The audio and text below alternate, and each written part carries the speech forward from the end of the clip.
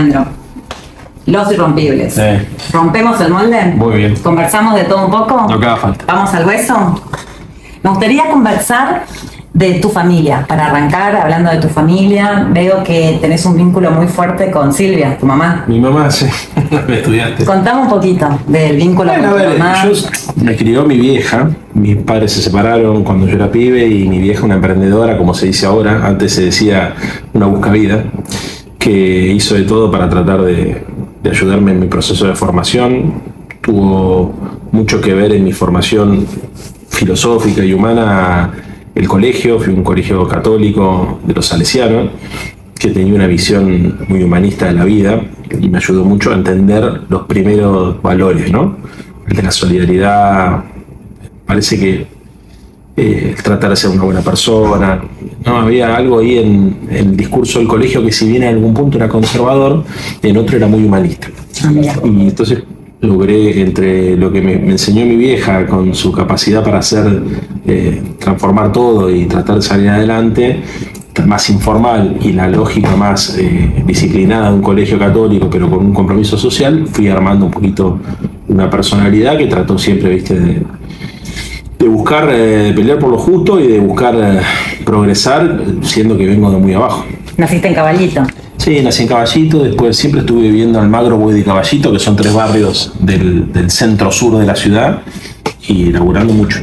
Y tu mamá primero tuvo una inmobiliaria, después fue remisera, Sí. después tuvo una agencia de remises. Sí. Y contame eso cuando hacía comida y vos salías a vender la comida, ¿es así? De verdad, me sorprende, te estudiaste, ¿eh? No sé dónde lo dije eso. Mi vieja tuvo siempre esa facilidad, ¿viste? De poder en la crisis recuperarse y reinventarse. Y uno de los reinventos que se dio fue cuando cerró, no me acuerdo, creo que la inmobiliaria, que empezó con el tema de las comidas en las estaciones de servicio.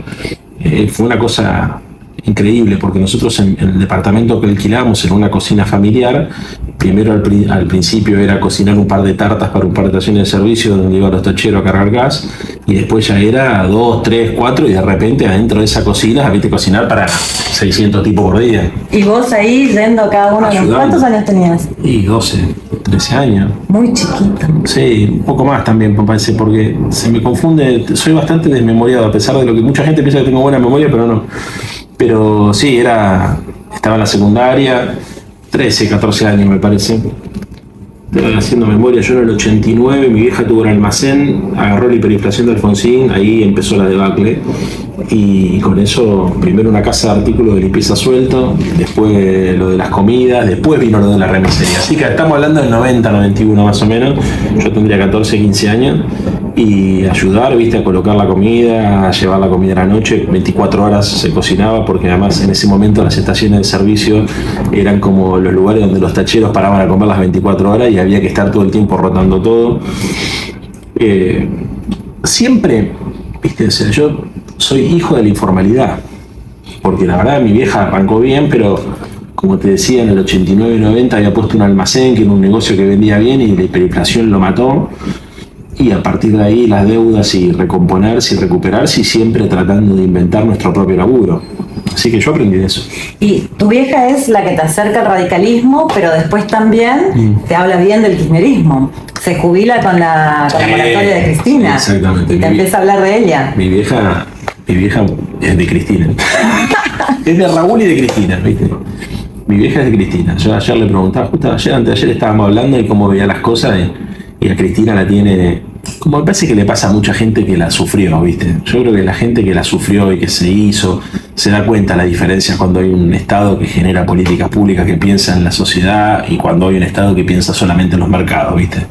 Entonces mi mamá la vio, no solamente la moratoria, sino vio la diferencia de la actividad económica, ¿no? Cuando vos laburás en la calle, es distinto cuando tenés por ahí, no sé, una profesión liberal, o trabajás en un banco, o tenés una vida más tranquila, capaz que percibís menos las diferencias de las políticas públicas de los gobiernos.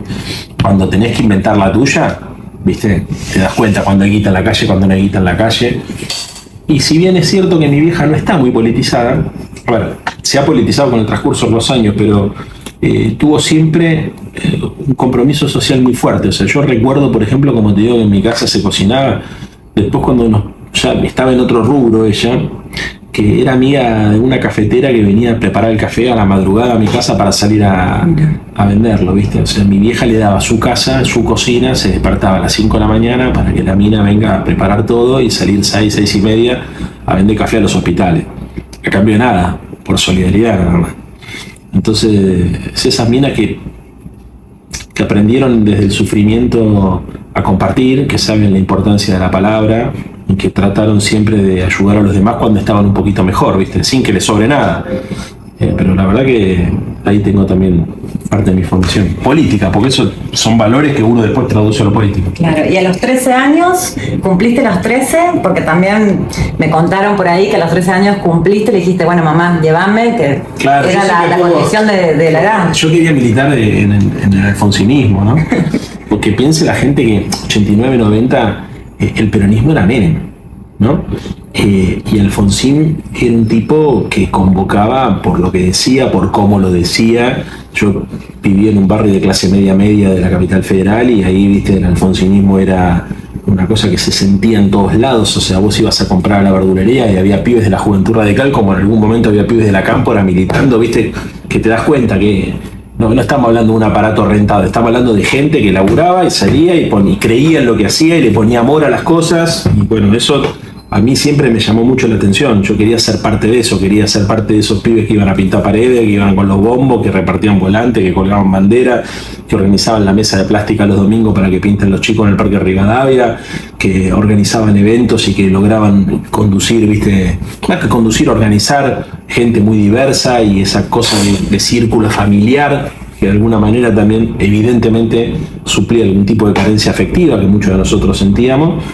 Fue lo que me dio el sentido de pertenencia. Por eso yo antes en off te decía que soy un hombre de partido. Yo ya no creo más en el radicalismo, pero tengo cabeza de partido, tengo mirada orgánica sobre las cosas y en mi organización y con mis amigos trato de inculcarlo eso, ¿no? El sentido de pertenencia, la disciplina partidaria, la solidaridad. ¿Y es verdad que Leandro Santoro hacía 80 paredes en un día? Sí. Sí.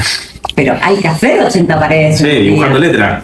Sí. ¿Cómo es eso? La letra y la sombra con un mismo pincel, o sea, porque hay que contarle a la juventud de ahora lo que era esa experiencia. Sí, claro.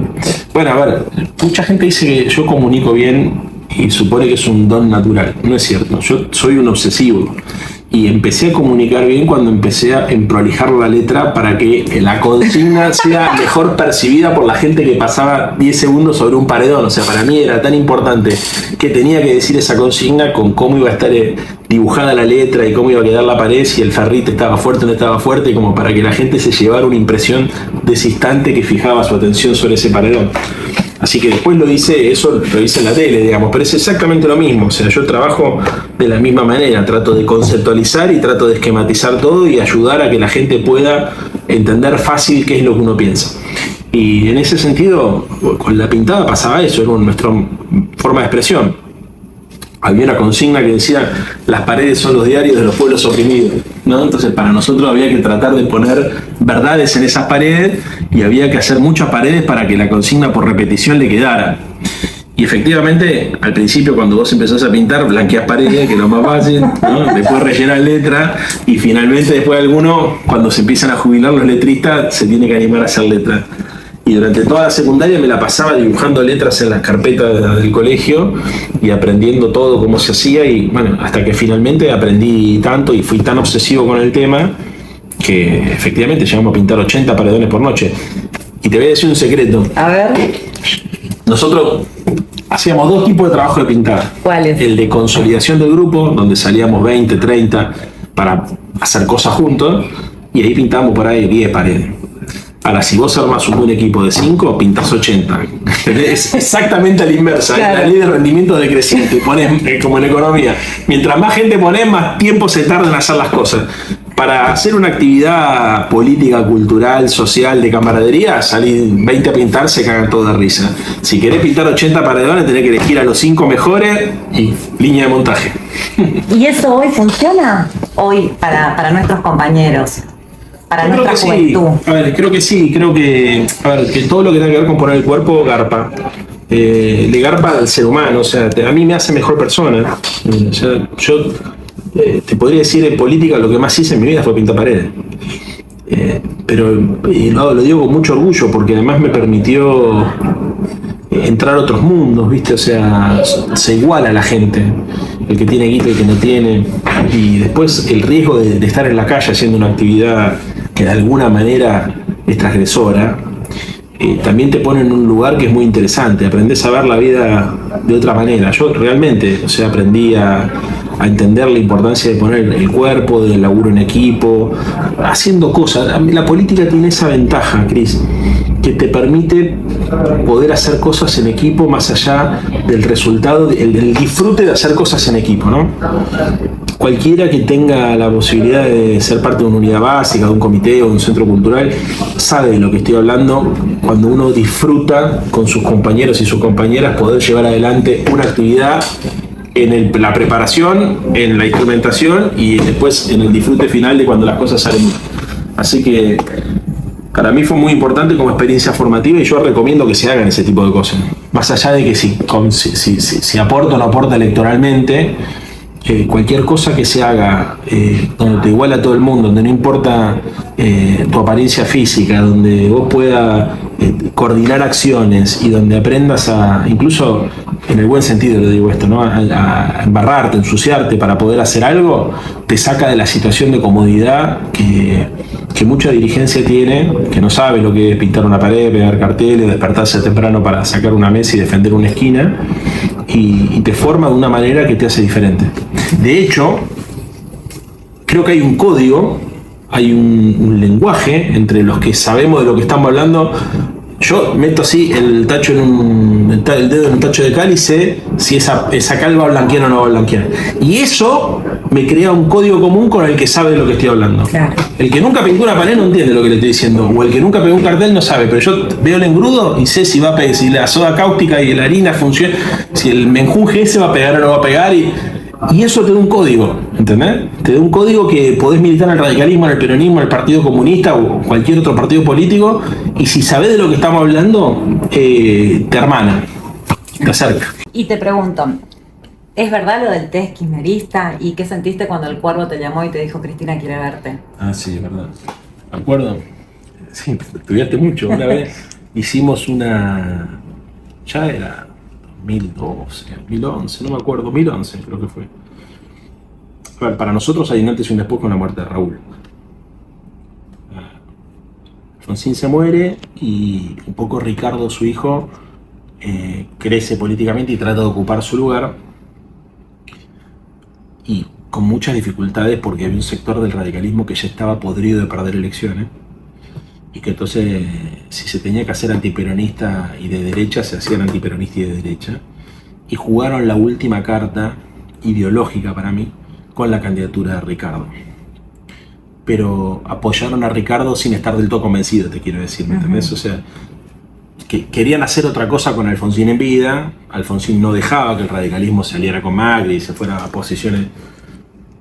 Y nosotros ya estábamos incómodos.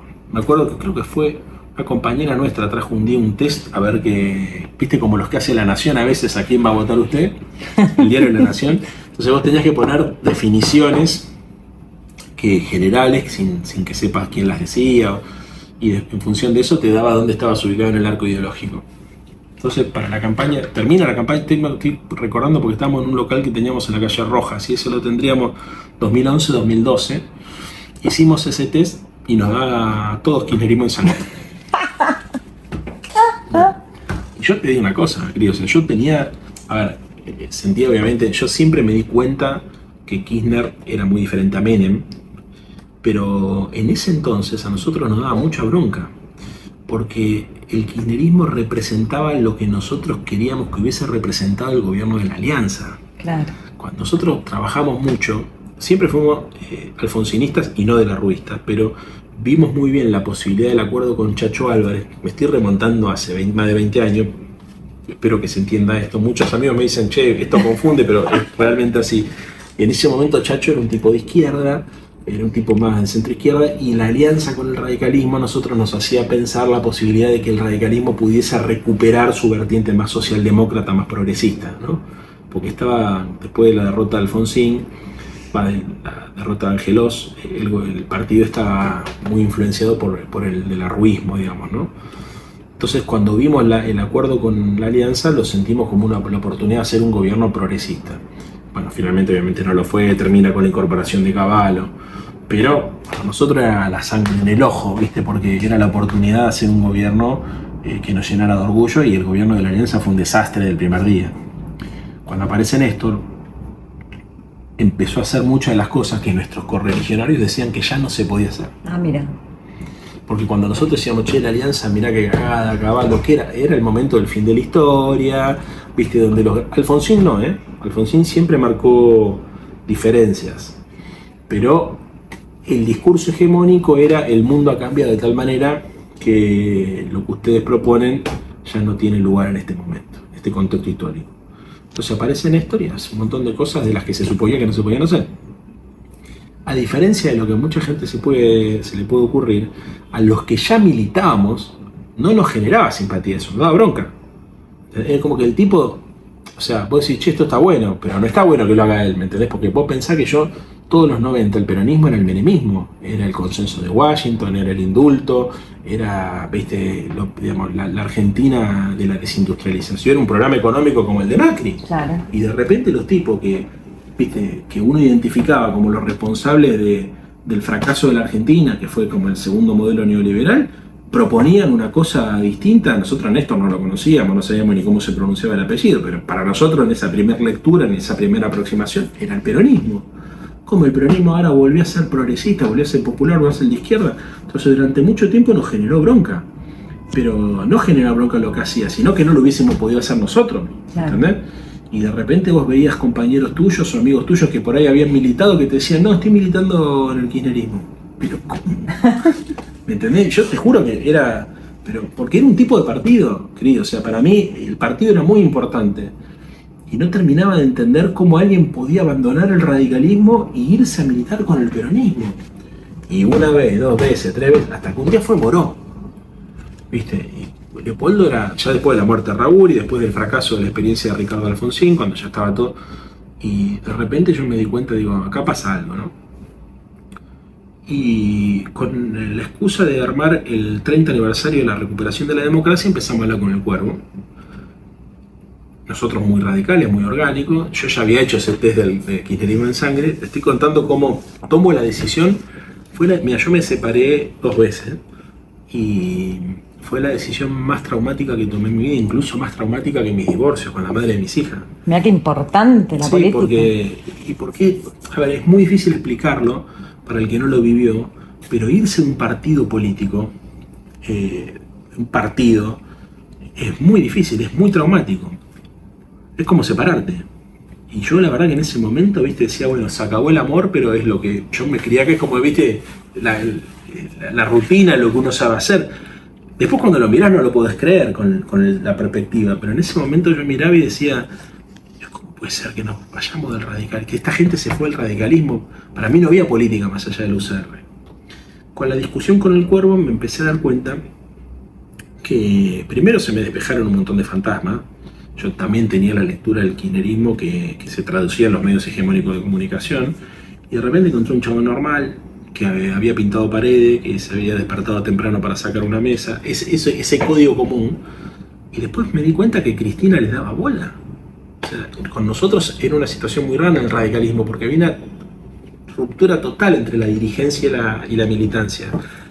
Yo tuve la suerte de hablar con Raúl, pero era impensado que los militantes hablaran con la gente, ¿viste? O que tuvieran tanta coincidencia. Y con el motivo de hacer una cosa interpartidaria para el 30 aniversario de la recuperación de la democracia, empecé a verlos cómo funcionaban. Y un día fui a la Plaza de Mayo. Y ahí fue como el quiebre final. Porque yo tenía el recuerdo, es lo que te voy a contar. Cuando yo iba a los actos, en general los actos del peronismo, siempre fui muy curioso, así que muchas veces había ido, ¿viste? No me conocía a nadie. Veía, por ejemplo, hablaba Duhalde. Y la imagen típica era una señora de La Matanza con los pibes, con la botella de Coca-Cola con jugo de naranja, tomando, comiendo un pancho, tirada ahí, y no le prestaba atención. Era gente que estaba llevada ahí. Arreada. Recuerdo un día que fui a la plaza, 2013, y vi que la gente le estaba prestando atención.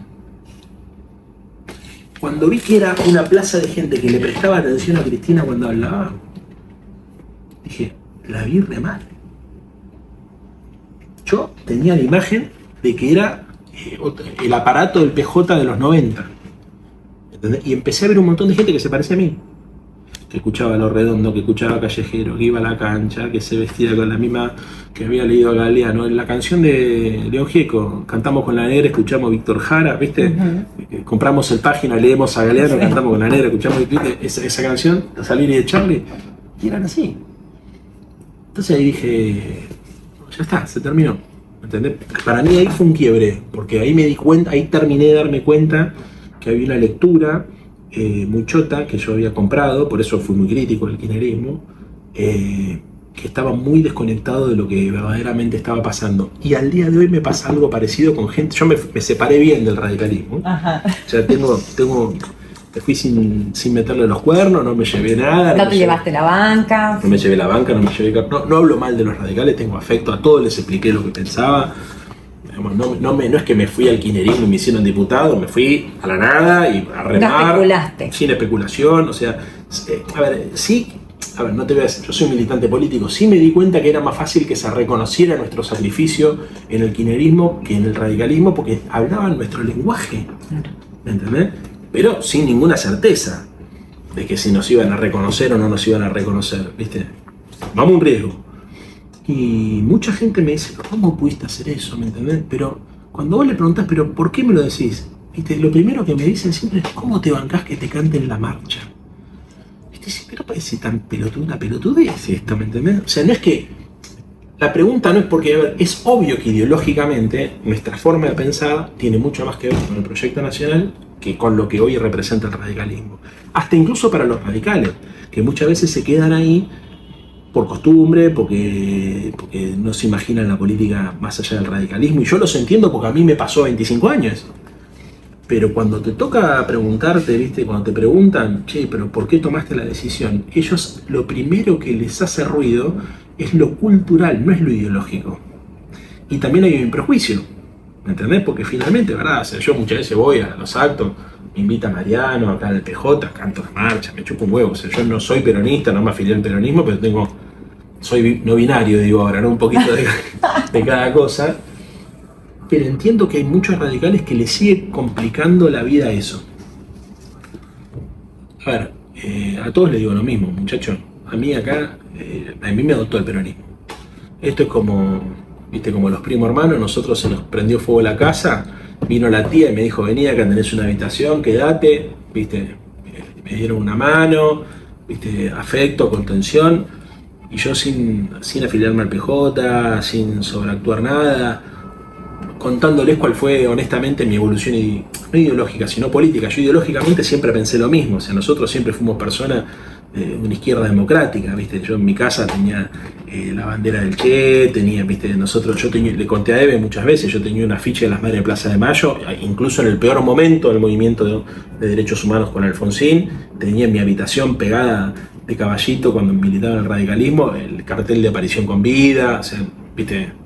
Mi biblioteca, los libros tienen mucho que ver con la voluntad, todo nada, o sea, Soldados de Perón, Montoneros, la soberbia armada de Giussiani, o sea, tenía inquietudes muy parecidas, Hombres y Mujeres del PRT, o sea, viste, tenía una lectura sobre los 70, no la misma que tenía la Cámpora, pero sí me inquietaba la idea de una generación que se comprometía con la lucha política y la transformación social, desde una mirada distinta, pero que es infinitamente más cercana, ¿no? Sí. A pesar de las diferencias que uno puede tener con aquellos que se imaginan, no sé, por ejemplo, que reivindican a Vidal o que niegan los 30.000 desaparecidos. ¿Me entendés? Yo puedo tener discusiones políticas sobre el rol sobre la contraofensiva montonera. Para mí fue una locura, ¿no es cierto? Y lo he discutido con muchos compañeros del peronismo. Ahora, esa discusión es incomparable con si los desaparecidos fueron 30.000, fueron 8.000 o si hubo o no hubo terrorismo de Estado. Que es lo que tienen que discutir muchos radicales con sus socios del PRO y de la Libertad Avanza. Hoy. Porque te puedo asegurar que hay mucha gente que piensa como yo, pero que prefiere tolerar la convivencia con la derecha que tolerar las diferencias que uno puede tener con los compañeros que tienen otras experiencias, como por ejemplo la militancia del peronismo de los 70, por un prejuicio. O sea, estoy seguro que la mayoría de los militantes radicales tienen más que ver con el peronismo de lo que tienen que ver con la gente de Milei y la gente de Macri. Seguro. Inclusive me da mucha pena porque me di cuenta que hasta hay como un guiño de complicidad. Mucha gente, muchos diputados que acá enfrente me vienen a saludar o que nos saludamos cuando nos encontramos, se dan cuenta que están haciendo un papel que no les queda del todo cómodo. Pero es tan fuerte el prejuicio antiperonista y opera tanto en un sector de la sociedad que el temor a que les digan que son cabos, que son peronistas, los lleva a ellos muchas veces a tener que sobreactuar una posición conservadora que no tienen. Obviamente yo no los estoy tratando de justificar, porque de hecho yo voto con Unión por la Patria, ¿viste? O sea, no voto con... Pero entiendo que hay algo ahí que se puede elaborar para el futuro. Y te pregunto, 3 preguntas te hago y vos me desarrollás. ¿Cómo eran los debates de la juventud radical? ¿Cómo fue cuando Alfonsín te llamó después del accidente? ¿Cómo fue esa comida, esas lentejas compartiendo con Alfonsín? ¿Vos cuántos años tenías? Bueno, a ver, ahí para nosotros la experiencia, sí, es un antes y un después de conocerlo a Raúl, ¿no? Yo siempre fui muy alfonsinista sin conocerlo y traté toda la vida de seguirlo, de imitar su ejemplo, como dice la canción con Perón. Y lo hice entendiendo que no era tan importante. Me parece que a algún punto hay algo que se parece con la Cámpora y con Cristina, ¿no? Que no era tan importante llegar a la cercanía, sino tratar de multiplicar, de llevar el mensaje hacia otros lugares, ¿no? O sea, de ser un reproductor de ese mensaje. Entonces, traté siempre de darle importancia a la fundamentación política. Otro punto en coincidencia que yo encuentro entre Cristina y Raúl es que son 2 personas que les importan los argumentos y la fundamentación de sus acciones y que trabajan en la construcción de esos fundamentos, por lo cual creo que tienen inquietudes filosóficas. Entonces tienen una mirada de la política mucho más profunda y mucho más seductora para los que tenemos inquietudes y los espíritus curiosos que lo que pueden llegar a tener otros dirigentes, que lo único que hacen es describir una realidad que ya conocemos, ¿viste? Desde nuestro espacio o de otros espacios uno distingue a aquellas personas que en realidad están más interesadas en parecer, en figurar, que aquellas personas que están más interesadas en entender y en transformar. Entonces, nosotros tratamos siempre de imitar ese ejemplo. En segundo lugar, los debates eran interesantes y con Raúl se transformaron más interesantes porque Raúl tuvo, hoy lo valoro más con el paso del tiempo, la grandeza de tratarnos de igual a igual. O sea, no nos trataba como si fuéramos pibes, nos trataba como compañeros. Entonces, cuando él tenía que argumentar o cuando nosotros después del accidente que él tiene, el ingeniero Jacobasi, nos quedamos a dormir en la puerta del hospital, entonces el grupo nuestro de gente acampaba en la puerta y estuvo durante los 40 días y las 40 noches que él estuvo internado. Cuando él salió quiso conocernos, entonces se construyó una relación y empezamos primero con esas famosas lentejas que decís vos, a charlar primero con él, con ese tipo que parecía inalcanzable, lo teníamos ahí, y él con mucho afecto, con mucha pedagogía, pero también con mucha seriedad, empezó a construir con nosotros una relación política profunda, no era una relación de contención. Tampoco era la relación de un club de fan con su admirado, era una relación de militante político que encontraron en Alfonsín un tipo que defendía sus ideas con la misma pasión que las podía estar defendiendo en un debate en la televisión. Entonces, si vos le preguntabas por el punto final, la evidencia de vida, o no sé, por las cosas que se fueron sucediendo, el Pacto Olivos, todos temas que eran controvertidos de su gestión como presidente o de su gestión como presidente del Comité Nacional, él te respondía con profundidad, ¿no? O sea, como si estuviera discutiendo con Menem o como si estuviera discutiendo, no sé, con cualquier dirigente de la época. Y estaba hablando con pibes de 20 años, 15 años. Entonces, para mí eso fue muy importante. Fue muy importante. Otro punto de coincidencia con Cristina. Hay gente que trata a los militantes como si fueran hijos. Y yo, viste, como si fueran subordinados. No es lo mismo, ¿no? Pero que trata de marcar la diferencia de poder, de jerarquía.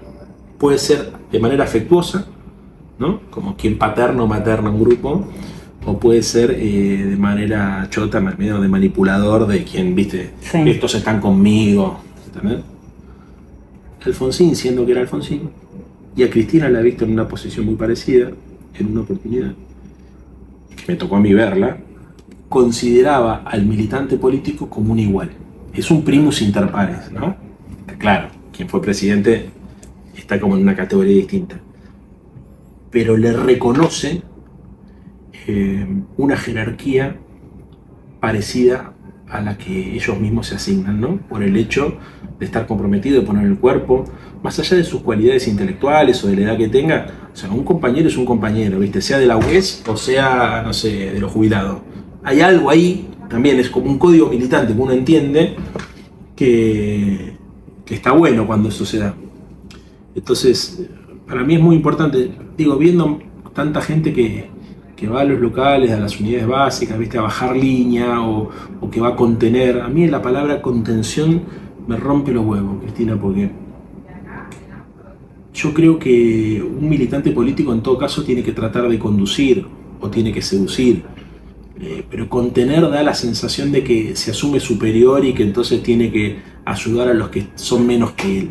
Esa jerarquía, que es una jerarquía que está muy presente en todos los partidos que inclusive dicen ser populares, es contraria a los intereses de una organización popular, ¿no? Una organización popular, yo lo vivo con mis compañeros. Yo cuando hablo con mis compañeros a veces tengo pendejos de 15 años y viejos de 70, 85, no sé, 90, 70 no me van a matar, 80, 90.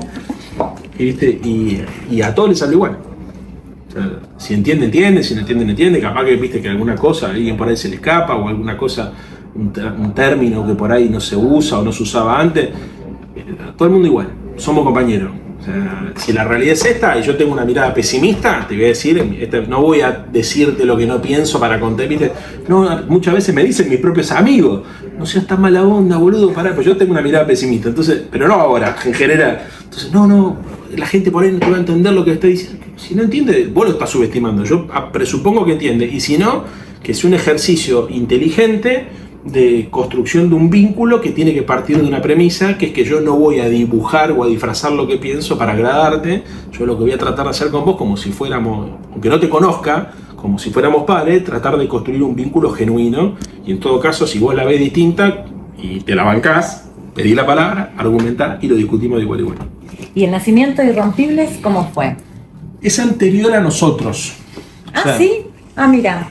Pero yo voy a un comité que ya era un comité importante, era un local como la unidad básica más importante del peronismo. Bueno, este era el comité más importante del radicalismo porque Caballito es como, o era en eso de entonces, como la matanza para el peronismo, ¿no? O sea, era un barrio muy radical, los locales eran muy fuertes y había uno que estaba muy cerquita de mi casa que existía.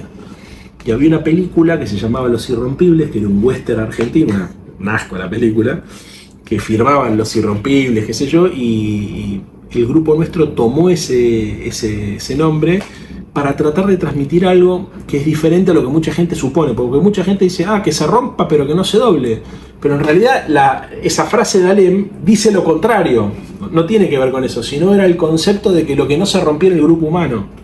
Entonces los pibes, la juventud de ese comité Sí. firmaban Los Irrompibles, empezó jodiendo, porque era un grupo de gente que no se rompía, ¿entendés? O sea, sí, que valoraba mucho la amistad y que valoraba mucho la pertenencia a un proyecto colectivo. Así que al principio eso es un nombre que me precede a mí, y después lo empezamos a utilizar para firmar los paredones, como el grupo que pintaba las paredes, y después fue tomando cada vez más notoriedad y bueno, finalmente lo adoptamos como nombre de agrupación. Y muchos te habrán votado. Sí, acá seguro. Muchos te habrán votado. Hiciste una buena elección.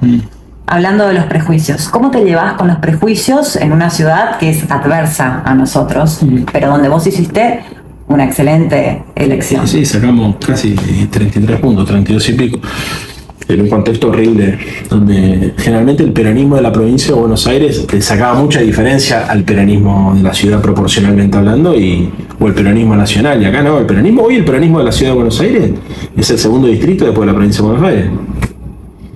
Le aporta casi 600.000 votos al proyecto nacional. Mirá, me ayudó mucho que me dejaran ser quien soy, Creo que la gente me cree, o sea, me di cuenta que la dirigencia y la militancia me cree. Cometo errores, no soy un santo, soy una persona normal, digamos, pero me preocupo mucho por que me entiendan, por defender mis posiciones, por si cambio alguna posición, tratar de explicarla, por tratar de ser coherente, por no mentir, por contarle, digamos, a la gente cómo veo las cosas, y me fue bien así, porque a mí me pasa, inclusive mucha gente se acerca y me dice: yo no te voy a votar porque no me gusta el peronismo, pero te respeto. Mira vos. Mucha gente me pasa. Ojalá que sí, claro. Yo creo que, también creo, lamentablemente, si este proyecto económico que estamos viviendo hoy se sigue desplegando con tanta ferocidad, mucha gente, por los malos motivos, no por los que a mí me gustaría. A mí me gustaría que la gente pueda pasar por ese proceso que pasé yo, pero tal vez por otro camino, por el camino del dolor, mucha gente llega a la conclusión de que efectivamente el radicalismo y el peronismo tienen mucho más que ver de lo que tiene que ver la Libertad Avanza con el radicalismo. Yo, cuando lo veo, con mucho respeto, lo digo, el presidente del bloque radical, de Loredo, Rodrigo, tratando de explicar la cuadratura del círculo, no le cierra a nadie, porque incluso son, en algún punto, son más consecuentes los del PRO. Los del PRO te dicen: sí, nosotros pensamos así, y por eso Milei se enoja más con los radicales que con los peronistas. ¿Por qué? Porque los ve más, ¿viste? Che, este tipo es incoherente. Sí. O sea, los del PRO lo bancan porque más o menos piensan lo mismo. A nosotros no nos dicen nada porque ya saben que estamos de la vereda de frente y pensamos diferente. Los radicales lo ven, ¿viste? Bueno, sacando honrosas excepciones, que las hay, como el caso de Facundo Manes, que está portándose muy bien, siendo consecuente con sus ideas. ¿Viste? Acabo de enterarme, no sé cuándo saldrá esto que estamos filmando, pero el radicalismo votó en el Senado recién la posibilidad de postergar el debate del DNU, ¿no? Todos los senadores votaron a favor de la postergación, el único que votó en contra fue Martín Lustó, que es el presidente del partido. Quiere decir que el presidente del partido votó separado de todos los senadores. Hay una crisis ahí, es muy difícil de explicar. Yo creo que tienen que desandar ese prejuicio antiperonista, porque la Argentina necesita un acuerdo de unidad nacional y necesita que los partidos populares y democráticos de este país se puedan poner de acuerdo, como soñaron Néstor Kirchner y Raúl Alfonsín. Ambos dos plantearon, uno con la transversalidad y otro con el tercer movimiento histórico, la construcción de una gran fuerza popular y democrática que, sin diluir sus diferencias, pueda ponerse de acuerdo para poder ofrecerle a la Argentina una alternativa desarrollista, popular, nacional, etc. ¿Y cómo te adelantaste? Te digo que al final, porque después al final también te voy a hacer esa pregunta como cierre. Pero te pregunto, el gobierno de Alberto, ¿cómo viviste el gobierno de Alberto? ¿Qué tendríamos que haber hecho que no hicimos? ¿Qué experiencia te deja? ¿Qué pensás de eso del posibilismo, de que no están dadas las correlaciones de las fuerzas, entonces no hagamos esto? Yo no encontré grandes diferencias ideológicas entre Alberto y Cristina. Es más, creo que había más diferencias entre Cristina y Massa que entre Cristina y Alberto. Creo que la gran diferencia era cómo entendía cada uno el poder. Y ahí donde yo creo que había más coincidencias con Massa. La forma de entender el poder es más parecida entre Cristina y Massa que entre Cristina, Massa y Alberto. Porque el gran problema conceptual que tuvo el gobierno de Alberto Fernández fue carecer de una teoría del poder. Porque cuando vos hablabas con él, era un tipo... Por algo Cristina lo eligió. Ahora, el problema era en el hacer las cosas, porque yo, cuando hablo de la teoría del poder... Eso, ¿cómo es la teoría del poder? Bueno, la teoría del poder es... Vos tenés que tener una conceptualización de cómo se producen las cosas, cómo se generan los fenómenos, cómo se toman las decisiones, cómo se construyen las condiciones de posibilidad. Para mí el tema de la correlación de fuerza es algo que es clave, es un instrumento que uno tiene que utilizar. Bueno, no solamente ha sido Gramsci uno de los primeros en proponer esa lectura para saber qué se puede hacer y qué no se puede hacer en cada momento histórico, sino que Néstor Kirchner ha hablado de más de una oportunidad sobre cómo tomaba decisiones. De hecho, en el único reportaje que le dio a 678, habla un poco de la lectura que él hacía de las correlaciones de fuerza cuando explicaba por qué lo había puesto a Redrado en el Banco Central y una Kunkel. Él decía, a ver. Sí, es verdad. Muy bien. Ahora, Néstor tenía... Yo creo que eso es lo que yo más le reconozco a él, sin haberlo conocido, una teoría del poder. Él sabía cómo operaba el poder real, sabía cómo había que acumular poder, construir poder. El poder no es algo que vos llegás a un lugar y está. El poder es algo que vos tenés que construir, es un flujo, es una relación. Hay un poder real que existe y te tenés que saber vincular. y tenés que tener un método para vincularte, hay un arte para vincularte con el poder. Segundo, tenés que tener la capacidad de acumular poder propio. Si vos pensás que el poder te lo dan los votos, no entendiste nada. Yo suelo decirle a mis compañeros, yo entré a la Casa Rosada y entré a la Quinta de Olivos. ¿Saben qué hay ahí adentro? Nada. No hay nada. Lo tenés que construir. Tenés que tener dólares en el Banco Central, tenés que tener gente que te banque en las redes, tenés que tener militantes en los barrios, tenés que tener buenos argumentos, tenés que tener intendentes, senadores, diputados, secretarios generales de gremio, que se sientan parte del proyecto. Yo te voy a contar una infidencia, la primera vez que lo cuento, una vez le expliqué esto a Alberto, le dije, mira, para mí hay un problema acá, cómo está viendo el poder, y le expliqué lo de la teoría del poder y me dice, ¿qué querés decir? Y yo, mira, yo si fuera vos tendría la parrilla prendida a las 24 horas. ¿Cómo la? Invitás senadores a morfar, a comer a senadores, diputados. Como lo hacía Néstor. Exactamente. El fondudito. Exactamente, y viri, escuchá, baja línea, construí espíritu societati. ¿Es eso? O sea, yo creo que, a ver, me parece que, con humildad lo digo, o sea, creo que no tenía del todo claro cómo construir poder, cómo vincularse con el poder, cómo vincularse con Cristina, cómo vincularse con los gobernadores, cómo vincularse con los medios, cómo acumular poder político.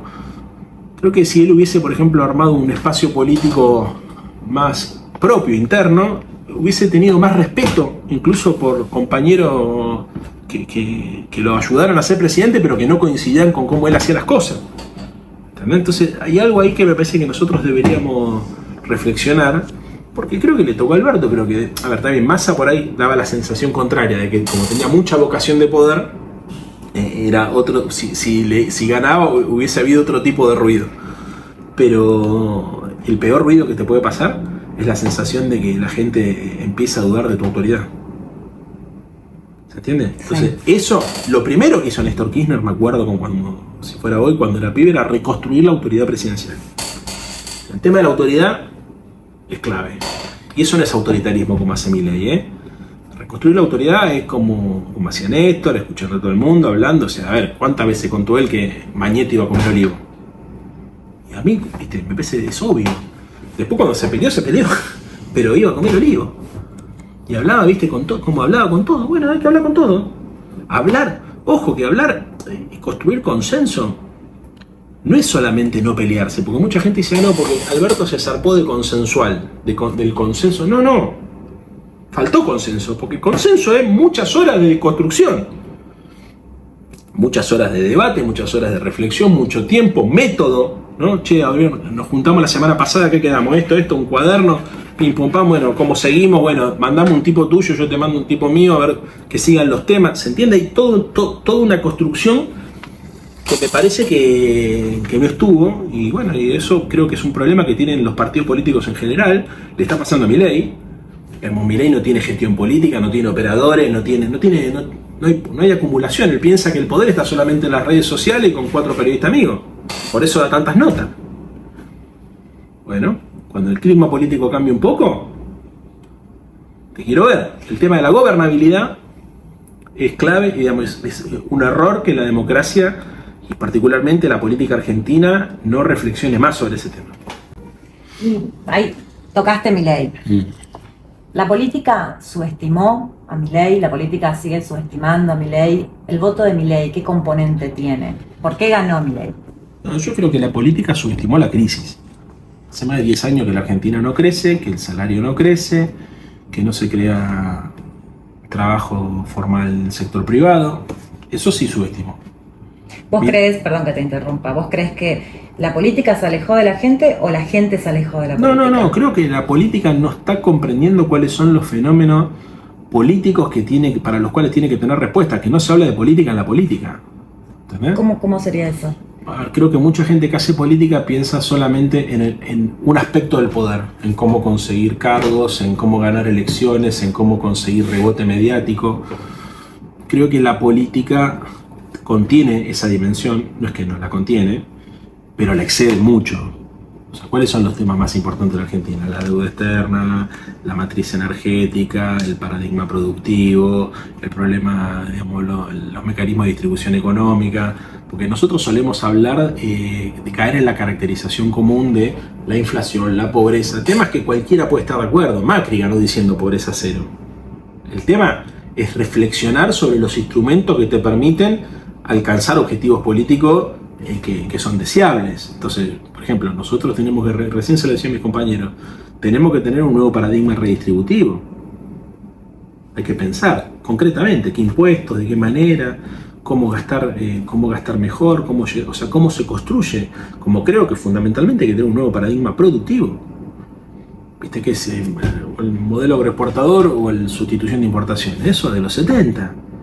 Acá hay que ver qué hacemos con la economía del conocimiento, cómo nos logramos insertar en las cadenas globales de valor, de qué manera vienen las inversiones privadas, cómo le damos sentido a los recursos naturales que tenemos, cómo administramos los recursos citícolas, viste, vaca muerta, cómo hacemos que esos dólares que nos ahorramos de importar en energía los podamos poner al servicio de un proyecto de país, qué rol tiene el Estado, cómo se consigue en mercado. Digamos, todo eso, de eso la política no habla.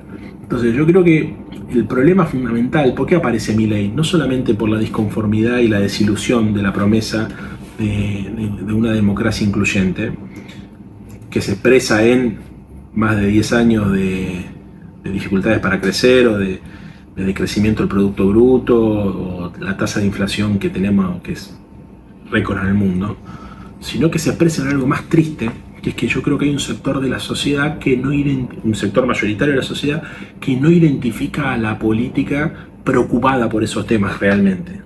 Porque una cosa es lamentarse por hoy no se puede vivir así, y otra cosa es que porque vos sos consciente que no se puede vivir así, estés pensando cómo resolver ese problema, ¿me entendés? Sí. Y Milei apareció como un tipo convencido de un montón de ideas, para mí todas disparatadas. La visión de él es infantil, caprichosa, fanática, extremista, es inaplicable. ¿Tiene un plan económico para vos? Ninguno. Lo que pasa es que el tipo sabe que la gente se da cuenta que los políticos están en cualquiera, y él sobreactúa un papel que conecta con una demanda de la sociedad, pero que no le responde a la demanda de la sociedad. Él cuando dice la Argentina tiene que volver a ser potencia en 35 años, ¿en qué? El primero que te promete algo. ¿Entendés? Se da cuenta que hay una demanda, che, que yo quiero estar mejor.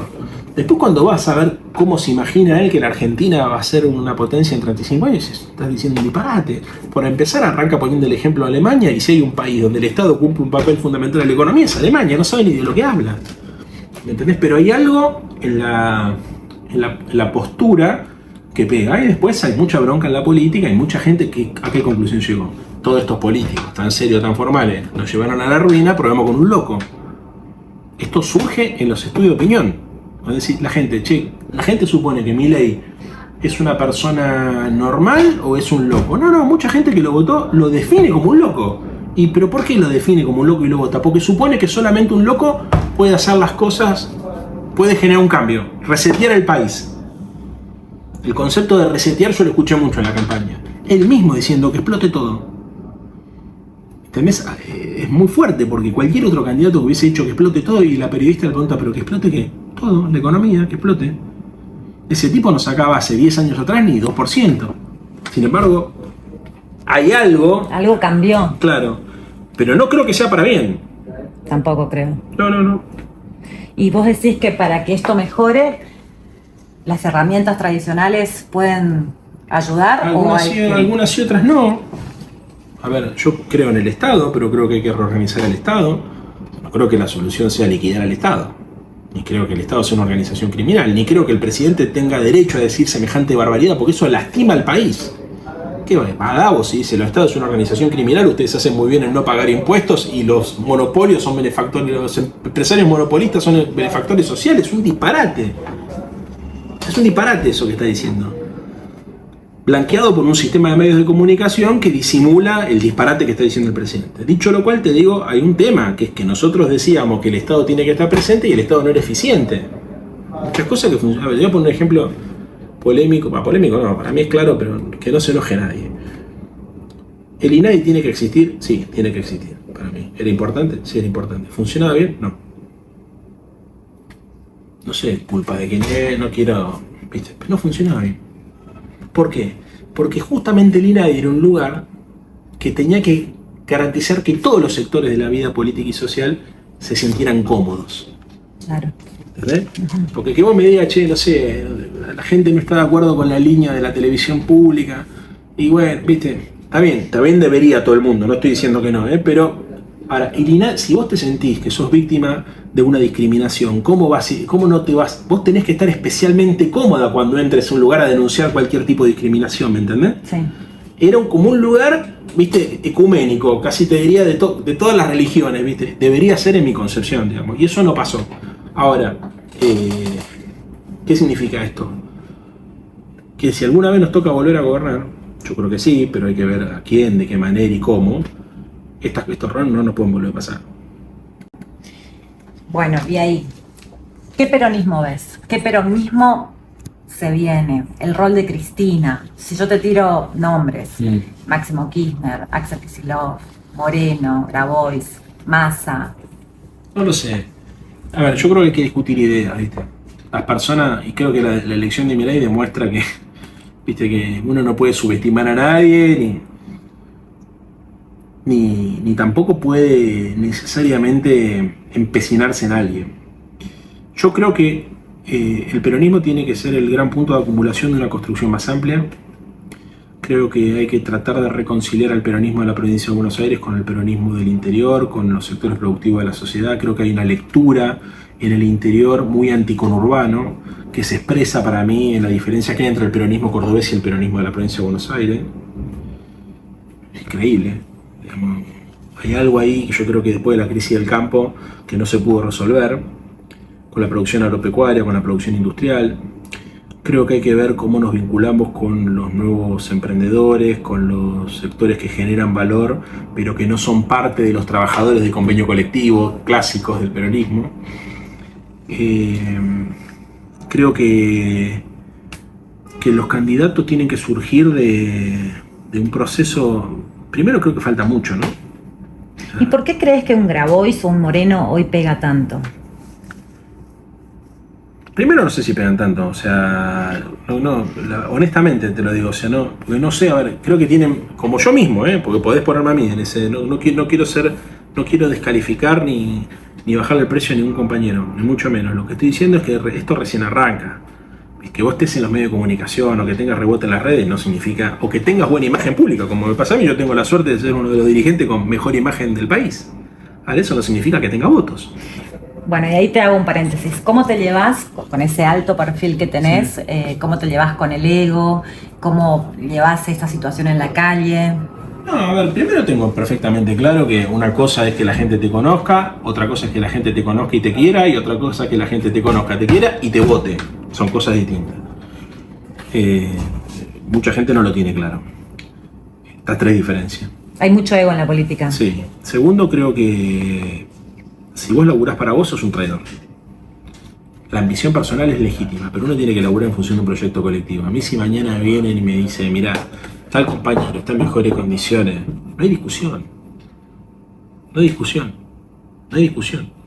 Me pongo a laburar para ese compañero. Si más o menos pensamos, ¿no? Creo que hay que ser más solidario, que la gente se da cuenta, la mezquindad, la vanidad, el ego, mucho narcisismo. Yo muchas veces digo, la política está sobredeterminada por lo personal, sobredeterminada. ¿Cómo sería eso? Mucha gente que se pelea, dice, che, ¿por qué se pelean? Y porque fantasean con que van si uno es candidato a presidente, el otro queda fuera. O porque se pelearon hace 15 años. ¿Entendés? O porque quieren el mismo cargo, o porque, ¿entendés? O, como dirían, bueno, no es una guarangada, pero la cosa machista de medirse, sí. ¿Me entendés? Y me parece que hay como también una cosa muy masculina, ¿viste? En el peor de los sentidos lo digo, ¿no? De macho alfa, que también hay algo de esto, lo que me preguntabas recién, ¿no? La cosa de mostrarse. Yo no sé si es el momento para esto. O sea, obviamente creo en los liderazgos políticos, obviamente creo en la necesidad de tener una autoridad política fuerte, pero me parece que hace falta, ¿viste? Gente más racional. No es un salvador, es un conjunto de compañeras y de compañeros. ¿viste? Así como en su momento aprendimos que la política no se puede hacer de madrugada porque las compañeras quedaban afuera, bueno, es momento de que aprendamos que no es que el que más grita o el que más gesticula, ¿viste? Porque hay muchas compañeras y compañeros que tienen otras formas y que sin embargo son más interesantes que muchos de los que estamos en la tele. Yo lo he dicho en más de una oportunidad esto. Entonces, digo, los compañeros que yo más consulto para ver cómo la ven son compañeros que no van a la televisión y son tipos o minas que me dicen cosas que a mí no se me ocurrieron, ¿me entendés? O sea, con lo cual, creo que hay que tener claro. Yo tengo los pies sobre la tierra, Cris. O sea, tengo los pies sobre la tierra, tengo perfectamente claro cómo son las cosas. Pero has trabajado mucho. Mucho. Has trabajado mucho porque te hemos estudiado, te hemos observado y desde abajo hasta donde llegaste. Sí, mucho. Trato de ser consecuente con mis ideas desde pibe. O sea, muchas veces me preguntaron si te viera aquel joven militante. Yo creo que no me traicioné. No me traicioné. Estoy convencido que no me traicioné. ¿Viste? Por supuesto me hubiese gustado. A ver, mi sueño era poder ser la conducción de un radicalismo popular. Nunca me imaginé cuando era pibe, ¿viste? Estando en la posición en la que estoy hoy. Pero no es culpa mía. ¿Me entendés? No es culpa mía. O sea, yo siempre pensé lo mismo. O sea, los valores fueron los mismos. Obviamente he tenido posiciones políticas diferentes porque todos crecemos, cambiamos, las circunstancias cambian, pero... A ver, y siempre pensé que... Mira, el personalismo en política es complejo porque si no tenés una persona con vocación de poder y con ego, tenés que tener una cuota de narcisismo para todo esto, ¿viste? Para exponerte, pero la tenés que poder controlar. Y fundamentalmente tenés que tratar de encontrar, yo creo que es muy importante lo intelectual. O sea, yo entiendo que las emociones son muy importantes, pero gente que reflexione, que piense, tiene que poder laburar juntas. Si mañana nos tocara volver a gobernar, es que hay uno que nos va a salvar. Hay que construir un equipo grande, mientras más grande mejor, de gente que juegue de memoria, que pueda resolver quilombos, que sienta que la suerte de ese gobierno es su vida personal también, que no que, si estoy en tal lugar, ¿viste? Me rompo el culo y voy a correr las pelotas. Es como cuando un equipo de fútbol sale campeón, cuando el que está en el banco sabe que cuando le toque tiene que poner todo como el que es capitán del equipo titular. Si vos tenés un equipo de BD, donde, perdón, la BD del ejemplo es una mierda, pero si de personas, ¿viste? Estrellas, viste que no, yo sí, y no, ¿me entendés? No, ese equipo no gana. El equipo que gana es un equipo que cuando te toca aportar vas, y toda la pelea, todas las pelotas son importantes y todos los jugadores tienen el mismo sentido de pertenencia.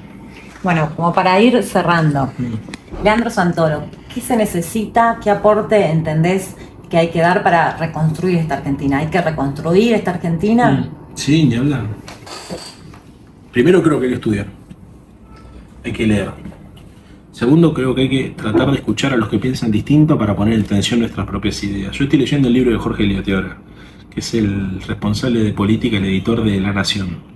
Un libro que habla sobre la última encrucijada argentina y hace un diagnóstico sobre el país. Muy interesante. A ver, no piensa como nosotros en todo, está claro, pero me permite ver las cosas desde otra perspectiva.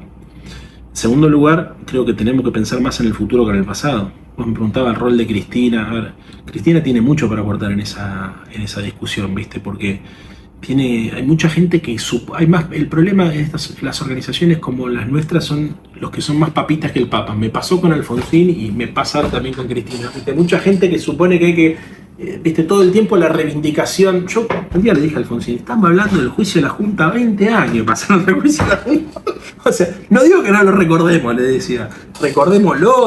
O sea, de hecho yo hice un acto cuando fue en el 2004 con el juicio de la Junta, con ADEP, todo, pero me parecía una cosa patética estar todo el tiempo anclando la identidad en el pasado, de la nostalgia. Y Alfonsín no entendía. Alfonsín me dijo, mirá, me dice, vos te vas a reír, me dice, pero mirá qué mal que están las cosas. Cuando yo era pibe me dice que hacíamos los actos en los cementerios, porque era todo el tiempo... Y un día cuando él se murió, empezamos a hacer actos en los cementerios, también, ¿no? 2009. Me acuerdo de eso, ¿viste? Esta cosa de la nostalgia, ¿viste? Hacían los actos en los cementerios porque recordaban a Balbina, a Ilia, ¿viste? Entonces todo el tiempo era el pasado, el pasado, el pasado. ¿Quiénes son estos? Los admiradores más que los militantes, ¿entendés? Sí. Gente que no está malintencionada, no es que la gente que en el radicalismo se la pasa reivindicando la historia de Alfonsín o en el kirchnerismo se la pasa reivindicando la década ganada, no es que son malas personas, generalmente son buenos compañeros, bien intencionados, que quieren ayudar, pero hay un error. en estar todo el tiempo mirando para atrás. Un error que incluso cuando le tocaba a Alfonsín en su momento y ahora a Cristina cuando le toca opinar, muchas veces trata de, decir, bueno, miremos para adelante. A ver, las últimas 3 páginas o 2 páginas y media de la carta de Cristina, ¿de qué hablan? Del futuro. Y pone inclusive en crisis y en cuestionamiento un montón de cosas que parecían vacas sagradas del peronismo, como la reforma laboral, que le llama de otra manera actualización laboral. A ver, no estoy diciendo ni que estoy a favor ni en contra, lo que estoy diciendo es que, porque inclusive ella tampoco es que profundiza, pero propone un debate de futuro. Bueno, esto es lo que hay que hacer, discutir el futuro. ¿Y no te parece que Cristina en esos términos o Néstor es como que son atemporales? Porque vos le escuchás antes a Néstor y a Cristina y es lo que está pasando hoy también. Sí, pero como Perón. 2000 nos encontrará unidos y nada. Sí, claro, los clásicos se transformaron en clásicos. Es como los clásicos de la ciencia política, de la filosofía política. Los clásicos de la política, todo el tiempo, te das cuenta la profundidad histórica que tienen cuando muchas de las cosas que decían en determinados contextos se repiten en la actualidad, ¿no? Vos escuchás, yo te digo anoche y hoy a la mañana lo he hecho, algunas discusiones de Alfonsín frente al ajuste del menemismo, y es exactamente lo mismo que podríamos decir ahora. Y si vas a escuchar a Néstor, por supuesto que sí. Tienen vigencia. Sí que tienen vigencia. Yo no digo que no. No digo que no haya que hablar del pasado, no digo que no haya que leer, no haya que reflexionar. No estoy diciendo eso. Lo que estoy diciendo es que eso necesariamente tiene que estar complementado con otra cosa. Es que creo que hay que experimentar.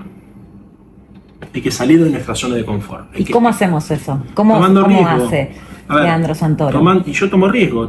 ¿Por qué trato de prestarle atención a lo que dicen los opositores? A ver qué está discutiendo el mundo, abrir la cabeza. ¿Me entendés? Yo recién estaba hablando con Laureano Bielsa, el hijo de Rafa. Es un compañerazo, ¿viste? Armó una banda de criptoperonismo y está con la movida de la economía del conocimiento. Tipo muy inteligente, un peronista clásico, pero que tiene una visión sobre la economía del conocimiento. Vos decís agregarle una nueva estrofa a nuestra marcha peronista. Varias estrofas. Varias estrofas. No una, varias estrofas. Va a ser nuestro trabajo, va a ser nuestro desafío. Y te repito, o sea, yo soy un hombre respetuoso del pasado. Para mí hay que mirar el pasado para pensar el futuro. A ver, no estoy hablando desde el mismo lugar de pertenencia que estoy criticando.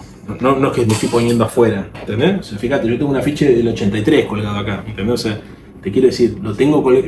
Pero mirá, todo, mirá, sí, vale para hoy, sí, ¿entendés? Educación pública, gratuita obligatoria, terminar con la deserción escolar, comedores escolares todo el año, guarderías para las madres obreras, igualdad de oportunidades, derogación de cupo y aranceles, vale para hoy.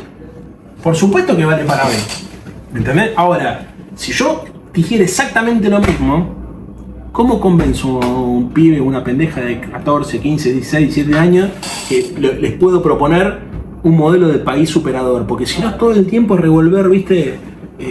La culpa, la nostalgia. No, hay que mirar para adelante, ¿entendés? Entonces, reivindicando nuestra historia, construyendo una identidad con raíces, pero al mismo tiempo tomando riesgo, ¿viste? Pensando en el futuro, reflexionando, y si nos equivocamos, corregimos y bueno, para adelante. Pero lo que hay que hacer es salir de la zona de confort. Salimos de la zona de confort con Leandro Santoro.